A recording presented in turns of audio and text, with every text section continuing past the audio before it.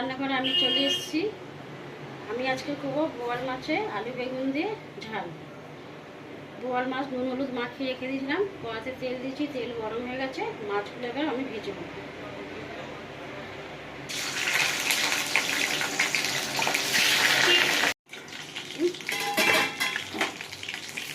মাছ ভাজা হয়ে গেছে, আমি এবার তুলে নেবো।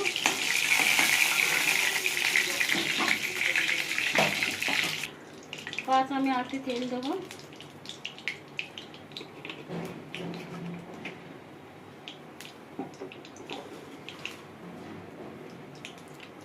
কালো জিরা ফোড়ন দেবো।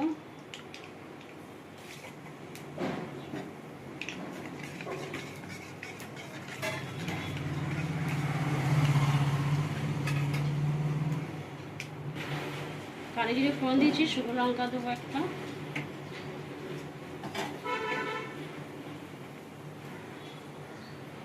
টমেটো দেবো।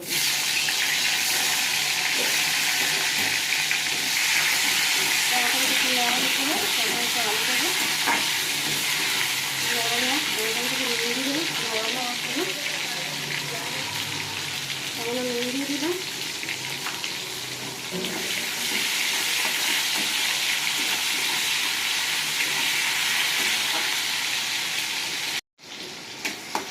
টমেটোটা একটু নরম হয়ে গেছে, এবার আমি মশলা দেবো।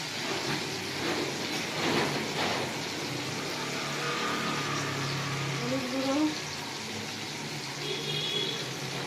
লঙ্কা গুঁড়ো, জিরে গুঁড়ো,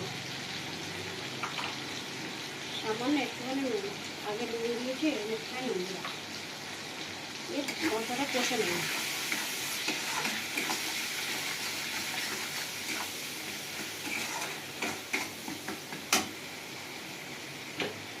সামান্য একটুখানি জল দেবো। জল দিয়ে মশলাটা কষবো।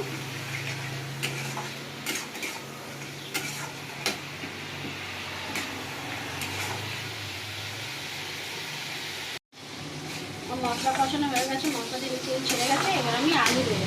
তোমরা আলুটাকে আগে ভেজে নিতে পারো, আলু দেবেন। আমি ভাজিনি, আমি এই সময় কাঁচা সময় দিচ্ছি।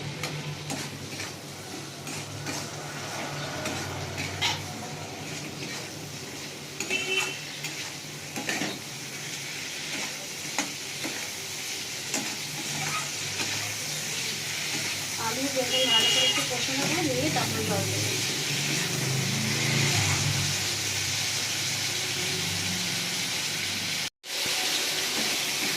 আলু বেগুন ভালো করে কষে নিয়েছি মশলার সঙ্গে। এবার আমি জল দিয়ে দেবো।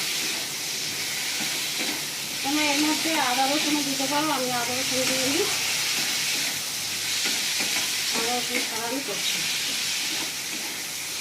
এবার আমি জল দিয়ে দেবো।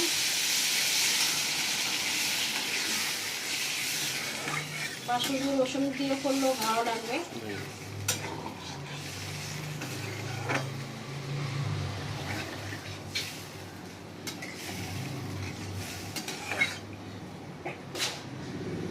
এবার আমি ঢাকা দিয়ে দেবো।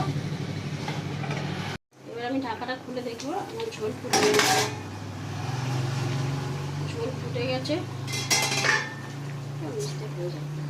এবার আমি মাছগুলো দেবো।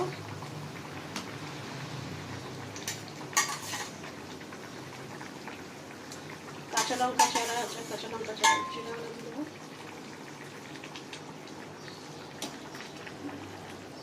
দিয়ে আমি আবার ঢাকা দিয়ে দেবো। আমি এবার ঢাকাটা খুলে দেখবো। আলু সিদ্ধ হয়ে গেছে, আমার ভোলা মাছের ঝালও হয়ে গেছে। এবার আমি নামিয়ে নেব। এই আমার আলু বেগুন দিয়ে বোয়াল মাছের ঝাল হয়ে গেছে।